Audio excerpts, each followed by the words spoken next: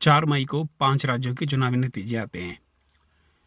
इसमें भाजपा बंगाल और असम जीत जाती है। बंगाल की जीत भाजपा और भाजपा के समर्थकों के लिए बहुत बड़ी बात है। एक ऐसा राज्य जो 30-35 साल से कम्युनिस्टों के अधीन था, 15 साल से ममता बनर्जी की तृणमूल के अधीन था, वहाँ पे भगवा लहराना बहुत बड़ी बात है। भगवा लहराए ही नहीं, बल्कि भाजपा को लगभग 70% सीटें मिली हैं।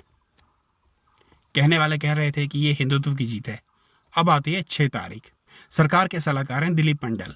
वो कुछ ये ट्वीट करते हैं, फिर कुछ ऐसे लिखते हैं, फिर कुछ वैसा लिखते हैं। दिलीप मंडल एक ऐसे व्यक्ति हैं जो कि हमेशा जातिवाद की बातें किया करते हैं।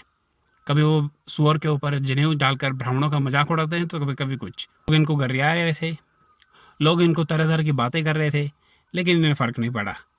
मुद्दा तब उछला जब अमित मालवीय, सुधांशु त्रिवेदी, संबित पात्रा, प्रदीप गुप्ता, इन तरह के तमाम लोग जो भाजपा के प्रवक्ता हैं, वो भी ये लाइन लेने लगे। कहने लगे कि बंगाल की जीत SC/ST वर्ग के द्वारा हमें मिली है, जबकि 294 में से 140 सीटें ऐसी हैं जो कि जनरल कैटेगरी की हैं, जो कि भाजपा ने बंगाल में जीती हैं। इनमें 8 मुस्लिम बहुल सीटें भी हैं।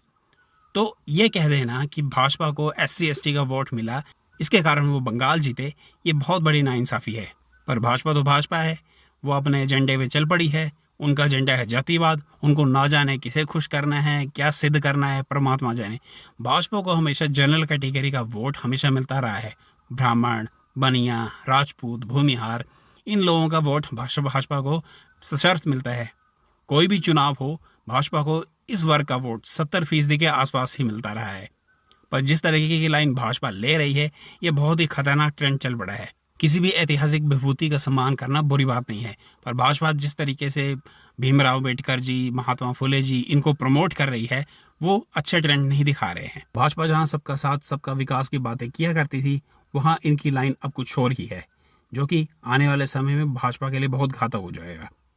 इतना जातिवाद तो मुलायम सिंह यादव, लालू प्रसाद यादव, अखिलेश यादव, इन लोगों ने भी नहीं किया जितना भाजपा कर रही है।